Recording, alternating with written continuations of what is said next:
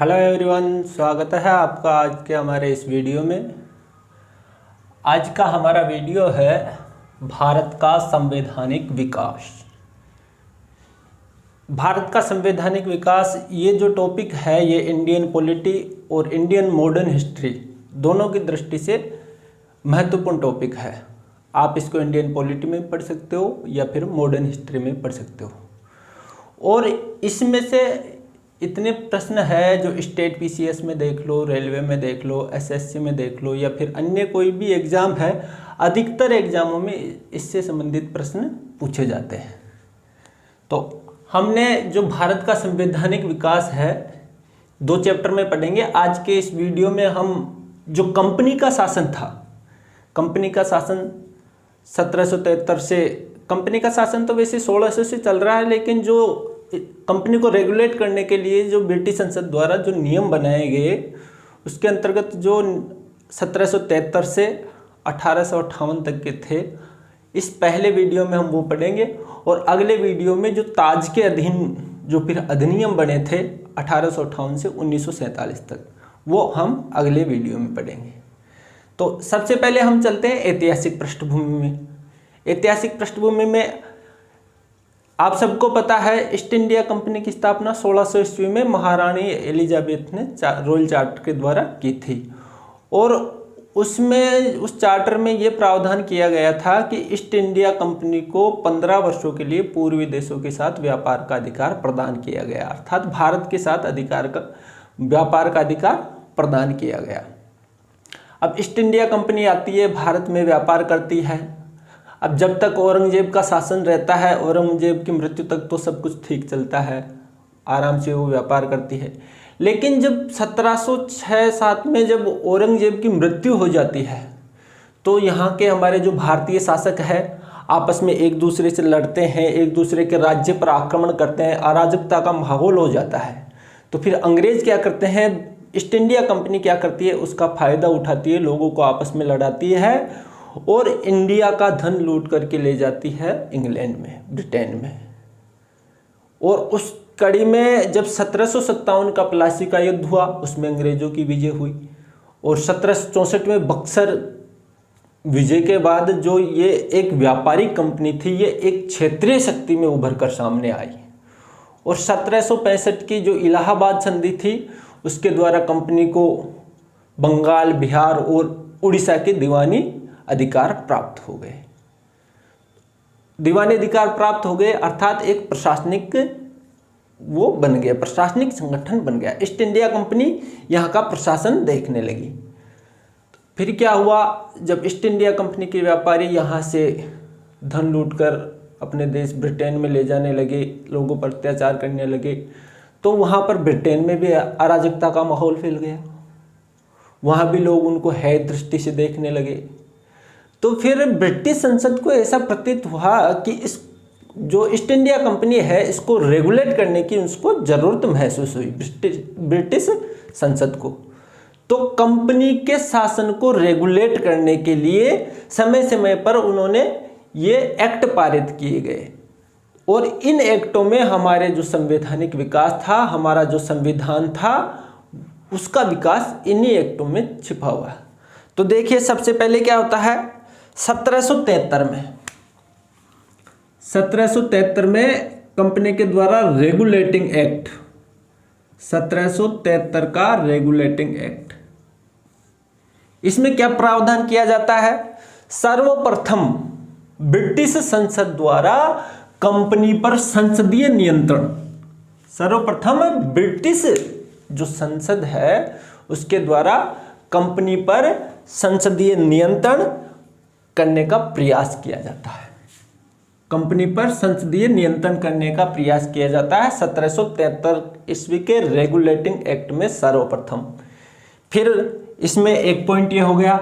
दूसरा पॉइंट क्या हुआ, दूसरा पॉइंट हुआ बंगाल का जो गवर्नर था, हमारे यहाँ पर भारत देश में 3 प्रेसिडेंसियाँ थी, बंगाल, मुंबई और मद्रास।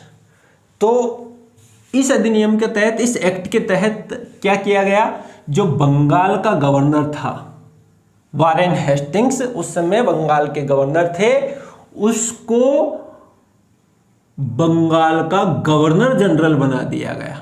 बंगाल के गवर्नर को बंगाल का गवर्नर जनरल बना दिया गया और इस प्रकार बंगाल का प्रथम governor general Warren Hastings, Bengal का प्रथम गवर्नर जनरल कौन बना? वारेन हेस्टिंग्स बना। और जो मुंबई और मद्रास की प्रेसिडेंसियों को भी इसके अधीन कर दिया गया। पहले उनके अलग अलग गवर्नर होते थे लेकिन उसको इसके अधीन कर दिया गया। अब वारेन हेस्टिंग्स को प्रथम गवर्नर जनरल बना दिया गया और गवर्नर जनरल की सहायता के लिए एक कार्यकारी परिषद भी गठित की गई जिसमें 4 सदस्य होते थे। ये तो हमारे इसमें भारत में परिवर्तन हुआ और इसी रेगुलेटिंग एक्ट के तहत एक उच्चतम न्यायालय, एक सर्वोच्च न्यायालय की स्थापना का भी प्रावधान किया गया, जो कि 1 वर्ष बाद 1774 में कलकत्ता में उच्चतम न्यायालय की स्थापना की गई।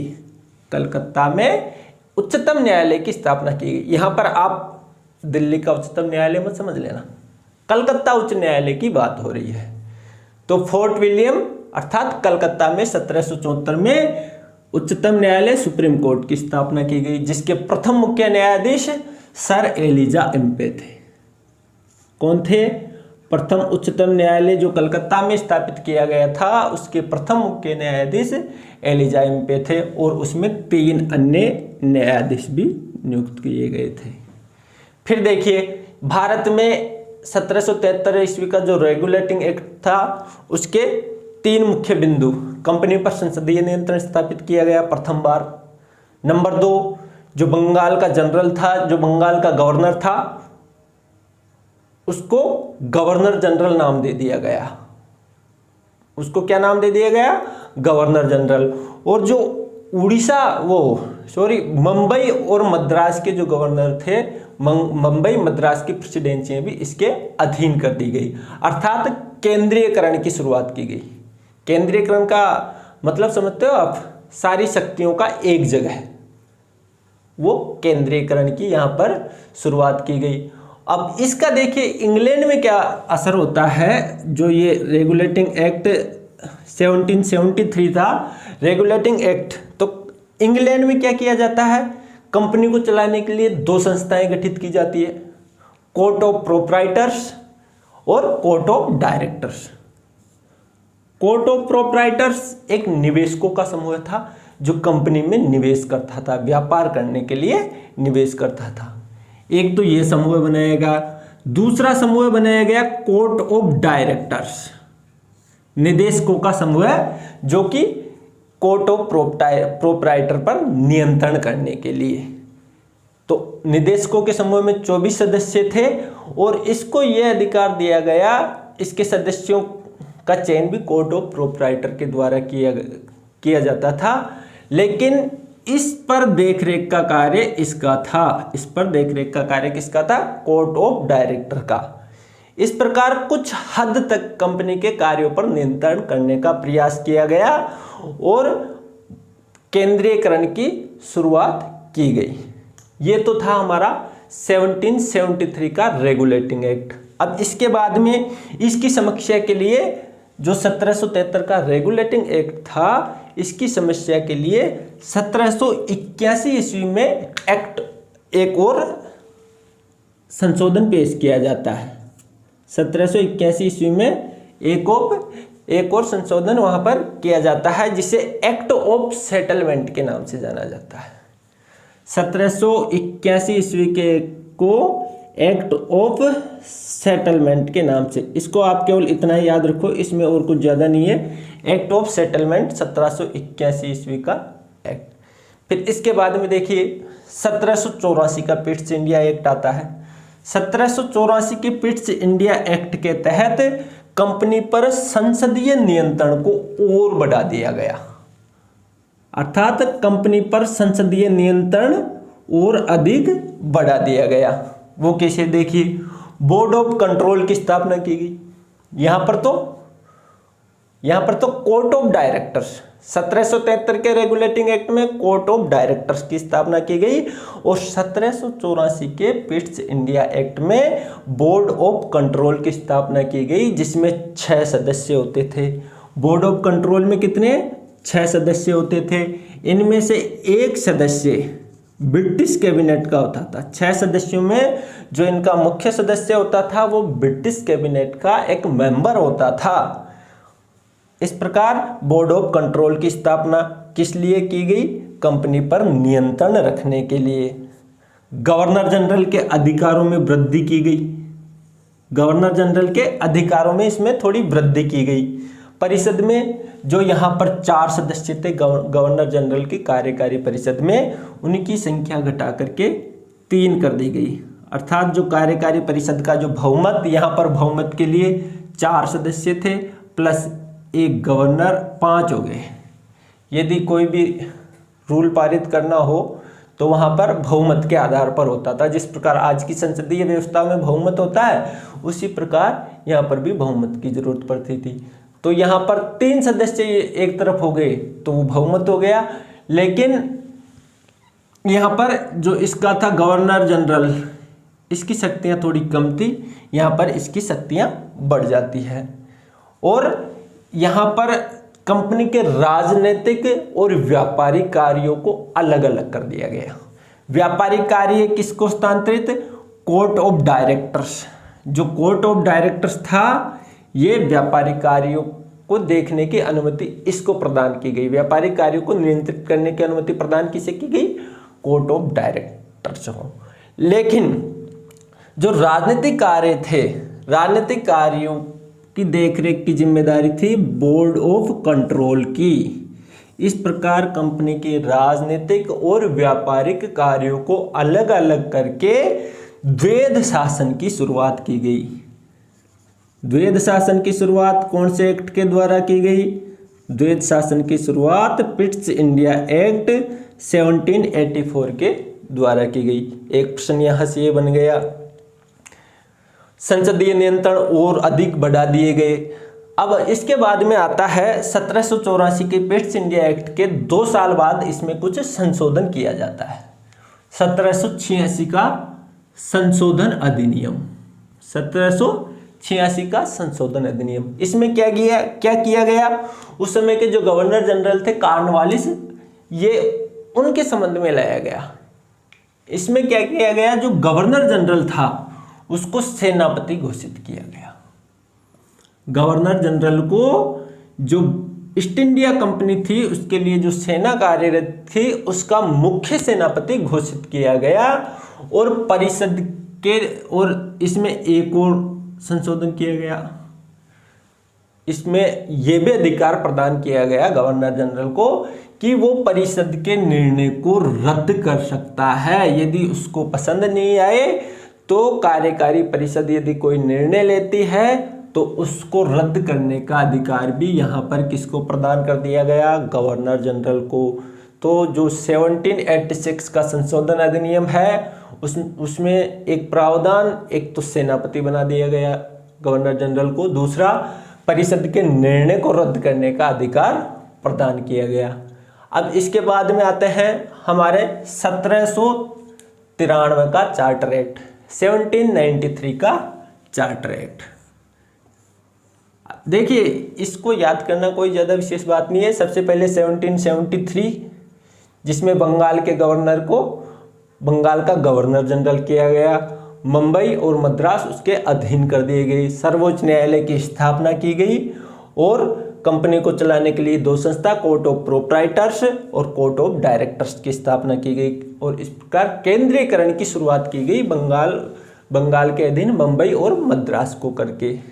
फिर उसके बाद में 1781 में एक्ट ऑफ सेटलमेंट, इसकी समीक्षा के लिए, रेगुलेटिंग एक्ट की समीक्षा के लिए। उसके बाद में आता है 1784 में पिट्स इंडिया एक्ट, जिसमें संसदीय नियंत्रण को और बढ़ा दिया गया। कंपनी के राजनीतिक और व्यापारिक कार्यों को पृथक कर दिया गया। व्यापारिक कार्यों की देखरेख के लिए कोर्ट ऑफ डायरेक्टर्स और राजनीतिक कार्यों की देखरेख के लिए बोर्ड ऑफ कंट्रोल की स्थापना की गई। कोर्ट ऑफ डायरेक्टर्स की 73 में हो गई थी और बोर्ड ऑफ कंट्रोल की स्थापना 84 में की गई। फिर इसमें क्या किया, इस प्रकार इनके कार्यों को पृथक पृथक करके द्वैध शासन की स्थापना कर दी गई। इसी में कुछ संशोधन करके 1786 का संशोधन। उसके बाद में हमारा आता है 1793 का चार्टर एक्ट। 1793 का चार्टर एक्ट, इसमें क्या किया गया, जो कंपनी का शासन था उसको 20 वर्ष के लिए बढ़ा दिया गया। जो 1793 ईस्वी का चार्टर एक्ट ब्रिटिश संसद के द्वारा पारित किया गया, उसमें कंपनी के शासन को 20 साल के लिए 20 ईयर के लिए और बढ़ा दिया गया। आप सबको पता है कि 1600 ईस्वी में जब महारानी एलिजाबेथ प्रथम ने ईस्ट इंडिया कंपनी को वाणिज्यिक अधिकार यानी व्यापार के अधिकार प्रदान किए थे, वो सिर्फ 15 साल के लिए प्रदान किए गए थे और उनको इस तरह बढ़ाया गया। तो जो 1793 का चार्टर एक्ट है, इसमें कंपनी के शासन को कितने वर्ष के लिए बढ़ा दिया गया, 20 वर्ष के लिए। और जो बंगाल का गवर्नर जनरल था, बंगाल का जो गवर्नर जनरल था, उसको मद्रास और बम्बई के जो गवर्नर थे उनके पर्यवेक्षण का भी अधिकार दिया गया। बंगाल के गवर्नर जनरल को मद्रास और बम्बई के पर्यवेक्षण का अधिकार, देखो यहाँ पर हेड तो ये पहले ही, अधीन तो इसके यहीं पे कर दिया गया था, एक बार पीछे हो 1773 के रेगुलेटिंग एक्ट में है, जो मद्रास और बम्बई थे उसको बंगाल के गवर्नर के अधीन कर दिया गया था। लेकिन यहाँ पर क्या है, उनके कार्यों के, मद्रास और बम्बई के गवर्नरों के कार्य के पर्यवेक्षण का भी अधिकार यहाँ पर बंगाल के गवर्नर जनरल को प्राप्त हो गया 1793 के एक्ट के तहत। फिर देखिए इसके 20 वर्ष बाद आ जाइए, इसके बाद में इसके 20 वर्ष बाद दूसरा अधिनियम आता है जिसका नाम है 1813 का चार्टर एक्ट। 1813 का चार्टर एक्ट, ये देखिए वेरी इंपॉर्टेंट है एग्जाम की दृष्टि से, इसमें से प्रश्न आते रहते हैं। इसमें सबसे पहला प्रावधान क्या किया गया कि कंपनी के जो व्यापारिक एकाधिकार था, ईस्ट इंडिया कंपनी के पास जो व्यापार का एकाधिकार था उसको समाप्त कर दिया गया। एकाधिकार का मतलब ये होता है कि जो कंपनी के अलावा और कोई व्यापार नहीं कर सकता, अर्थात ब्रिटेन से और कोई व्यापारी भारत में आकर के व्यापार नहीं कर सकते, केवल कंपनी के थ्रू ही आप वहां पर व्यापार कर सकते हो। हाँ, एकाधिकार को समाप्त किया गया, लेकिन कुछ मामलों में एकाधिकार समाप्त नहीं किया गया। जैसे चाय, कंपनी को एकाधिकार केवल चाय के क्षेत्र में था, अर्थात चाय का व्यापार केवल कंपनी ही कर सकती है। और जो भारत का पड़ोसी देश था चीन, उसके साथ भी व्यापार का एकाधिकार किसके पास रहा, ईस्ट इंडिया कंपनी के पास रहा। ये क्यों हुआ, देखिए उस समय जो इंग्लैंड में औद्योगिक क्रांति के दौर से गुजर रही थी, उद्योगों का विकास हो गया था, उनके पास बहुत उद्योग धंधे थे और जो उनके प्रोडक्ट थे उनको बेचने के लिए मार्केट की ज़रूरत थी। तो फिर वहाँ का कंपनी के लोगों को फायदा हो रहा था, वहाँ के और जो व्यापारी वर्ग थे उन्होंने भी मुद्दा उठाया, भाई हमें भी व्यापार करने की अनुमति दी जाए। और उनके लिए जो भारतीय मार्केट था वो एक तरह से था ही। तो इस वजह से यहाँ पर कंपनी के जो व्यापारिक एकाधिकार था उसको समाप्त किया गया, केवल चाय पे उस कंपनी का एकाधिकार रहा और जो भारत का पड़ोसी देश था चीन, उस पर व्यापार का एकाधिकार रहा। फिर इसमें नंबर 1 प्रश्न तो ये हो गया कि कंपनी पर कंपनी के जो व्यापारिक एकाधिकार था उसको कब समाप्त किया गया या कब समाप्त करने का प्रयास किया गया, तो उसका उत्तर हो जाएगा 1813 का चार्टर एक्ट के तहत। फिर इसमें दूसरा प्रावधान क्या किया गया, इसमें दूसरा प्रावधान किया गया कि ईसाई मिशनरियों को धर्म प्रचार की छूट दे दी गई। भारत में ईसाई मिशनरियां जो ईसाई धर्म का प्रचार प्रसार करती थी, उनको भारत में अपने धर्म के प्रचार और प्रसार की अनुमति दे दी गई। प्रचार और प्रसार की अनुमति दे दी गई। यहाँ से प्रश्न बन सकता है, देखिए ईसाई मिशनरियों को भारत में धर्म प्रचार की अनुमति कौन से एक्ट के तहत दी गई या कब दी गई, तो ईसाई मिशनरियों को भारत में धर्म प्रचार की अनुमति 1813 के चार्टर 1813 के चार्टर एक्ट के द्वारा दी गई। फिर इसमें एक और प्रावधान किया गया। इसमें क्या प्रावधान किया गया कि कंपनी को भारत के लोगों की शिक्षा पर 1 लाख रुपए व्यय करने होंगे प्रतिवर्ष।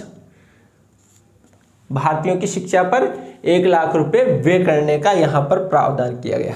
देखिए यहाँ पर कोई वो शौक से लाख रुपए खर्च नहीं कर रहे थे, वहाँ ये इनको कोई शौक नहीं था लाख रुपए खर्च करने का, लेकिन ये क्या करते थे, ये भारतीय लोगों की सहानुभूति, केवल सहानुभूति पाने के लिए कि भारतीय लोग ये सोचे कि हाँ हम तुम्हारी भलाई के लिए आए हैं, तुम्हें पढ़ाई के लिए खर्च कर रहे हैं, तो ये उनकी पहले तो सहानुभूति प्राप्त करते थे और फिर उनको अच्छे से लूटते थे। इस प्रकार शिक्षा पर 1 लाख रुपए प्रतिवर्ष व्यय करने का प्रावधान 1813 के चार्टर अधिनियम के तहत किया गया। अब इसके बाद आ जाइए 1833 का चार्टर एक्ट। देखिए इनमें सबसे पहले आता है 1773, फिर उसके बाद आता है 1784, उसके बाद में 1786 का संशोधन अधिनियम, फिर आता है 1793 का चार्टर एक्ट। फिर यहाँ से 20 साल आप बढ़ाते जाओ, 1793 प्लस 20 1813, यहाँ से 20 साल बढ़ा दो 1833, वहाँ से 20 साल बढ़ा दो 1853। इस प्रकार 20-20 साल कंपनी का शासन बढ़ा दिया जाता है। फिर देखिए 1833 के चार्टर एक्ट में, 1833 के चार्टर एक्ट में क्या किया गया, पुनः जो कंपनी का कार्य था इसको 20 वर्ष और बढ़ा दिया गया। कंपनी का जो व्यापारिक अधिकार था उसको 20 वर्ष के लिए और बढ़ा दिया गया। अब इसमें क्या किया गया, कंपनी का जो व्यापारिक अधिकार था उसको पूर्णतः समाप्त कर दिया गया। कंपनी को यहाँ पर थोड़ा नियंत्रण, व्यापारिक एकाधिकार समाप्त किया गया था। अर्थात व्यापारिक एकाधिकार का मतलब कंपनी के अलावा जो ब्रिटेन के अन्य व्यापारी हैं वो भी भारत में आकर के व्यापार कर सकते हैं। यहाँ पर ऐसा प्रावधान किया गया 1813 में। फिर इसके बाद में 1833 में प्रावधान किया गया कि कंपनी का व्यापारिक अधिकार पूर्ण रूप से समाप्त कर दिया गया और जो कंपनी थी एक विशुद्ध रूप से प्रशासनिक इकाई बन गई, प्रशासनिक निकाय बन गया। अब इसमें दूसरा प्रावधान क्या किया गया, दूसरा प्रावधान ये किया गया कि जो बंगाल का गवर्नर था, उस बंगाल का गवर्नर जनरल था, उसको संपूर्ण भारत का गवर्नर जनरल बना दिया गया। बंगाल के गवर्नर जनरल को संपूर्ण भारत का गवर्नर जनरल कौन से एक्ट के तहत बनाया गया, 1833 के एक्ट के तहत। और उस समय जो लॉर्ड विलियम बेंटिंग थे वो गवर्नर जनरल थे और वही प्रथम भारत के प्रथम गवर्नर जनरल बने। अब देखिए यहाँ पर आप अपना जो कॉम्बिनेशन है वो लगा करके आप एक दूसरे क्वेश्चनों को आपस में जोड़ करके कर सकते हो। बंगाल का प्रथम गवर्नर तो कौन था, लॉर्ड क्लाइव था, और बंगाल का प्रथम गवर्नर जनरल कौन बना, लॉर्ड वारेन हेस्टिंग्स। बंगाल का प्रथम गवर्नर लॉर्ड क्लाइव, बंगाल का प्रथम गवर्नर जनरल वारेन हेस्टिंग्स। और प्रथम गवर्नर जनरल भी यही था और बंगाल का अंतिम गवर्नर, यानी उस समय गवर्नर ये था। बंगाल का गवर्नर कौन था 1773 में, वारेन हेस्टिंग्स। 1773 में क्या प्रावधान किया गया कि बंगाल के गवर्नर को बंगाल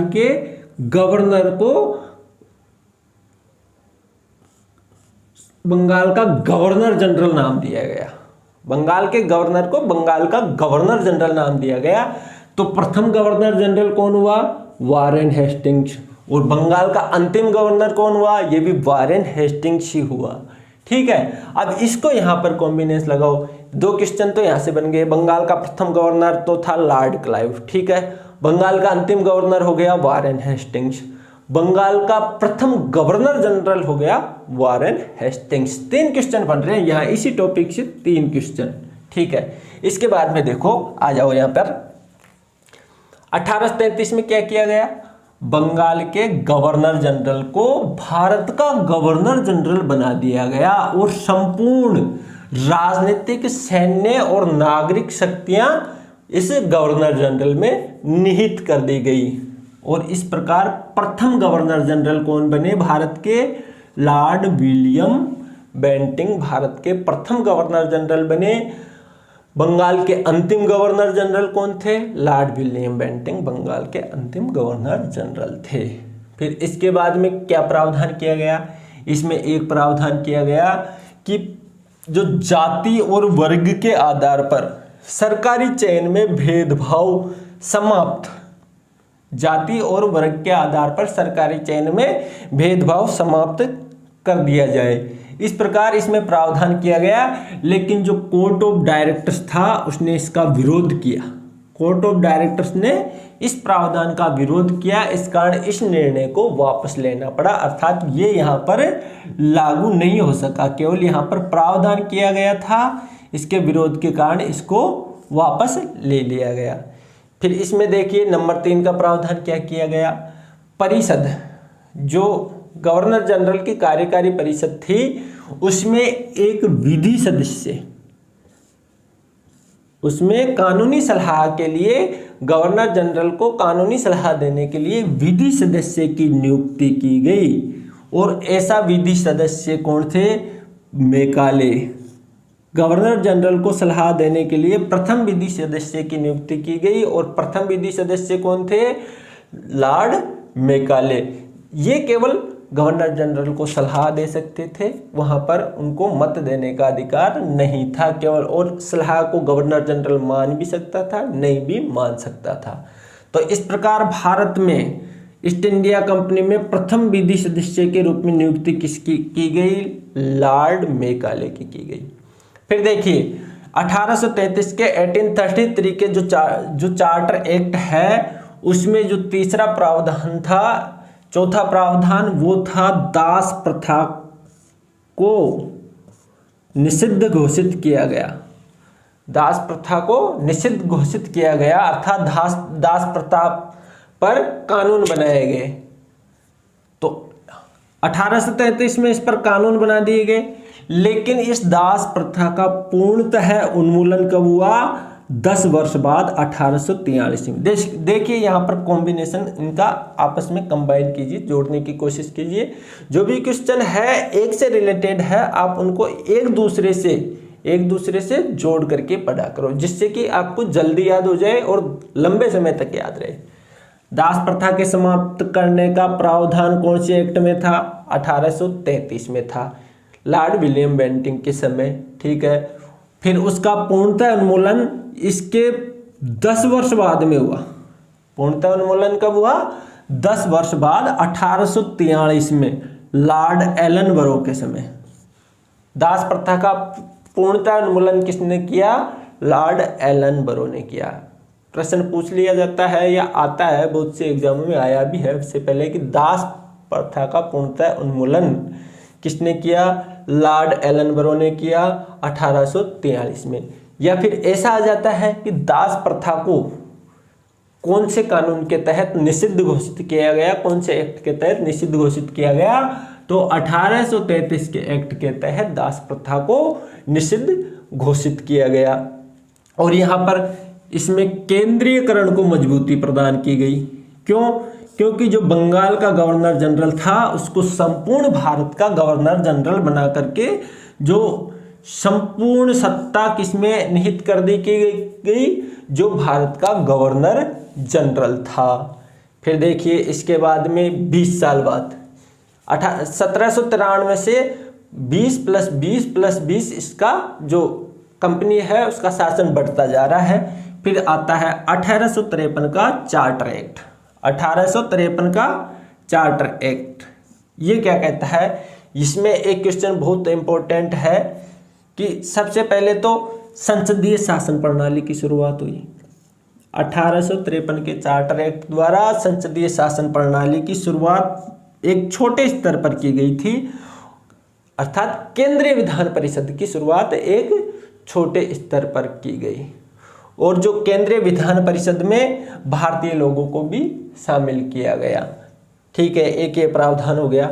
दूसरा प्रावधान जो वेरी इंपॉर्टेंट है, जो दूसरा प्रावधान है वो वेरी इंपॉर्टेंट है, परीक्षाओं में आता रहता है, यह है कि सिविल सेवा को, भारतीय सिविल सेवा के लिए खुली प्रतियोगिता आयोजित की जाने लगी गई। अर्थात जो भारतीय सिविल सेवा थी वो पहले केवल अंग्रेजों के लिए थी, वो सभी के लिए खोल दी गई और खुली प्रतियोगिता के आधार पर। किसके आधार पर? खुली प्रतियोगिता के आधार पर। देखिए, इसके संबंध में लॉर्ड मैकाले ने एक सुझाव दिया था कि सिविल सेवकों की भर्ती के लिए, सिविल सेवकों के चयन के लिए खुली प्रतियोगिता का आयोजन किया जाए, जिससे कि यहाँ पर योग्य व्यक्ति आ सके। तो फिर उसके लिए क्या किया गया? भारतीय सिविल सेवा को सभी के लिए खोल दिया गया खुली प्रतियोगिता के आधार पर। कब खोला गया? 1853 के चार्टर एक्ट के तहत। और फिर क्या हुआ? 1854 में सिविल सेवा के संबंध में मैकाले समिति की नियुक्ति की गई। मैकाले समिति का गठन 1854 में किया गया। किसके संबंध में किया गया? सिविल सेवा के संबंध में किया गया। फिर जो विधि सदस्य यहाँ पर बनाया गया था, केवल यहाँ पर थोड़ा पीछे आइए, 1833 में गवर्नर जनरल की कार्यकारी परिषद में एक विधि सदस्य नियुक्त किया गया, केवल सलाह, एकमात्र सलाह देने के लिए। उसको 1833 के चार्टर एक्ट के द्वारा पूर्ण सदस्य का दर्जा दिया गया, पूर्णकालिक सदस्य का दर्जा यहाँ पर प्रदान कर दिया गया। इस प्रकार ये जो कंपनी का जो शासन अधिनियम था, अर्थात जो कंपनी का शासन था 1773 से लेकर के 1853 यानी 58 तक है। वैसे अब इसके बाद में क्या होता है? 1853 के बाद में सिपाही विद्रोह होता है अपने भारत में, सैनिक विद्रोह कर देते हैं। उसके बाद में 1858 का भारत शासन अधिनियम आता है। वहां तक तो ये आते हैं चार्टर एक्ट, इसके बाद में आ जाते हैं अधिनियम। तो अब इस चार्टर अधिनियमों की श्रृंखला में जो चार्टर अधिनियम पेश किए जा रहे हैं 1793 से चार्टर एक्ट, उस श्रृंखला का ये अंतिम एक्ट था। उस श्रृंखला का कौन सा एक्ट था? ये अंतिम एक्ट था। 1853 का एक्ट अंतिम एक्ट था। तो देखिए, इसमें हमने जो अलग अलग कॉन्सेप्ट था उसको एक जगह बैलेंस करने की कोशिश की है। फिर देख लीजिए एक बार। सबसे पहले 1773 का रेगुलेटिंग एक्ट, केंद्रीकरण की शुरुआत की गई। बंगाल के गवर्नर को गवर्नर जनरल का नाम दिया गया और जो मद्रास और मुंबई थी उसको इसके अधीन कर दिया गया। इस प्रकार ऐसे जनरल कौन बने? वारेन हेस्टिंग्स थे, बंगाल के प्रथम गवर्नर जनरल बने। उसके बाद में रेगुलेटिंग एक्ट के तहत कलकत्ता में एक सुप्रीम कोर्ट की स्थापना का प्रावधान किया गया, उच्चतम न्यायालय की स्थापना का प्रावधान किया गया। और 1774 में कलकत्ता में एक सुप्रीम कोर्ट की स्थापना की गई, जिसके प्रथम मुख्य न्यायाधीश सर एलिजा इम्पे थे और 3 अन्य मुख्य न्यायाधीश थे। उसके बाद में कंपनी को चलाने के लिए 2 संस्थाएं गठित की गई, कोर्ट ऑफ प्रोप्राइटर्स और court of directors. Court of directors का नियंत्रण रहता था कोर्ट ऑफ प्रोप्राइटर्स पर। इस प्रकार केंद्रीकरण की शुरुआत कैसे हुई? यानी कि बंगाल और बंगाल के अधीन मद्रास मुंबई को कर करके यहाँ पर केंद्रीकरण की शुरुआत हुई। इसके बाद में इसकी समीक्षा के लिए 1781 में एक्ट ऑफ सेटलमेंट आता है। फिर आता है 1784 में पिट्स इंडिया एक्ट। इसमें संसदीय नियंत्रण को कंपनी पर और अधिक बढ़ाया गया। बोर्ड ऑफ कंट्रोल की स्थापना की गई। कंपनी के कार्यों को राजनीतिक और व्यापारिक 2 भागों में बांट दिया गया। व्यापारिक कार्यों की देखरेख कोर्ट ऑफ डायरेक्टर्स करता था, राजनीतिक कार्यों की देखरेख करता था बोर्ड ऑफ कंट्रोल। इस प्रकार द्वैध शासन की शुरुआत की गई। अर्थात भारत में द्वैध शासन की शुरुआत कौन से एक्ट के तहत हुई? 1784 के पिट्स इंडिया एक्ट के तहत। फिर उसके बाद में 1786 में संशोधन पेश किया गया। इतना इम्पोर्टेंट नहीं है। यहाँ पर गवर्नर जनरल को सर्वोच्च सेनापति, मुख्य सेनापति बना दिया गया। उसके बाद में आ जाओ 1793, अर्थात 1793 से पहले कितने? 3, 1773, 1784, एक 81 एक्ट ऑफ सेटलमेंट के नाम से और 1786 का संशोधन। 3-4 है, 1773, 1781, 84 और 86। फिर इसके बाद में आ जाओ आप, इसके बाद के तो आप याद कर ही सकते हो। 1793 में आया, इसमें प्रावधान कंपनी के शासन को 20 वर्ष के लिए बढ़ा दिया गया। फिर 20 वर्ष आगे चले जाओ, यानी 1813 में चले जाओ, 1813 में भी 20 वर्ष पुनः बढ़ा दिया गया। फिर 20 वर्ष आगे चले जाओ, 1833 में आ जाओ, फिर यहाँ पर भी 20 वर्ष बढ़ा दिया गया। फिर 20 वर्ष आगे 1853 में। इस प्रकार इनको आप याद कर सकते हो। 1793 में क्या प्रावधान किया गया? बंगाल के गवर्नर जनरल को मद्रास और बंबई के गवर्नर जनरल के कार्यों का पर्यवेक्षण करने का अधिकार प्रदान किया गया। अधीन तो ये पहले ही हो गए थे 1773 के रेगुलेटिंग एक्ट के तहत, लेकिन इसके तहत क्या किया गया? इनके कार्यों के पर्यवेक्षण का अधिकार बंगाल के गवर्नर जनरल को प्रदान किया गया। फिर आते हैं 1813 का चार्टर एक्ट। इसमें व्यापारिक कंपनी का जो व्यापारिक एकाधिकार था उसको समाप्त किया गया। केवल चीन के साथ व्यापार और चाय के व्यापार पर ही कंपनी का एकाधिकार रहा। बाकी जो ब्रिटेन के कोई भी व्यापारी आकर के यहाँ पर व्यापार कर सकता था। ईसाई मिशनरियों को धर्म प्रचार की छूट दे दी गई। ईसाई मिशनरियाँ हैं भारत में आकर के अपने धर्म प्रचार कर सकती है, ऐसी अनुमति 1813 के चार्टर एक्ट में दी गई। शिक्षा पर 1 लाख व्यय करने का प्रावधान किया गया। इस प्रकार ये 1813 का चार्टर एक्ट हो गया। इसके बाद में आता है 1833 का चार्टर एक्ट। 1833 के चार्टर एक्ट में कंपनी का व्यापारिक अधिकार पूर्ण रूप से समाप्त कर दिया गया। अर्थात जो चीन पर जो कंपनी का व्यापारिक अधिकार रखा गया और चाय पर जो व्यापारिक अधिकार रखा गया, उसको यहाँ आकर के संपूर्ण रूप से समाप्त कर दिया जाता है। जो बंगाल का गवर्नर जनरल था उसको संपूर्ण भारत का गवर्नर जनरल बना दिया जाता है। कौन से एक्ट के तहत?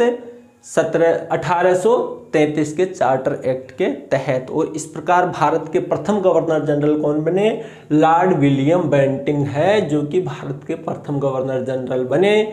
बंगाल के अंतिम गवर्नर जनरल कौन थे? बंगाल के अंतिम governor general lord William Bentinck थे। फिर इसमें क्या हुआ? परिषद में एक विधि सदस्य की नियुक्ति की गई और वो विधि सदस्य कौन थे? लॉर्ड मेकाले, सलाह देने के लिए।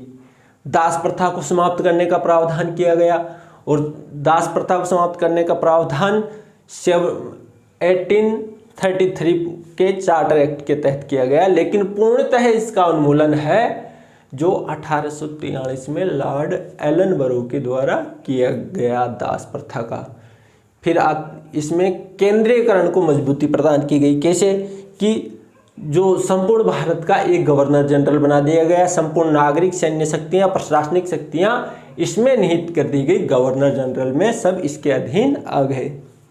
फिर आता 1853 का चार्टर एक्ट। सांसदीय शासन प्रणाली की शुरुआत हुई, अर्थात केंद्रीय विधान परिषद की स्थापना हुई। कौन से एक्ट के तहत? 1853 के चार्टर एक्ट के तहत। और भारतीय सिविल सेवा के लिए, सिविल सेवा सभी के लिए खोल दी गई और उसके लिए खुली प्रतियोगिता का आयोजन किया जाने लगा। 1854 में सिविल सेवा के संबंध में लॉर्ड मेकाले समिति का गठन किया गया। लॉर्ड मेकाले समिति नियुक्त की गई और 1853 के चार्टर एक्ट में जो विधि सदस्य था उसको पूर्णकालिक दर्जा प्रदान किया गया। इस प्रकार आज का हमारा जो ये चैप्टर था, मुझे उम्मीद है आपको अच्छे से समझ में आया होगा। लेकिन पहली बार में हो सकता है कुछ कन्फ्यूजन रह जाए, तो आप 1-2 बार इस वीडियो को देखें और 1-2 बार में आपको अच्छी तरह ये समझ में आ जाएगा। और फिर कभी आपको ऐसा लगता है कि हम भूल रहे हैं, तो फिर एक बार इसको वीडियो को देख ले तो आपके ये बिल्कुल क्लियर हो जाएगा। तो साथियों, आज का था ये अपना टॉपिक, भारत का संवैधानिक विकास।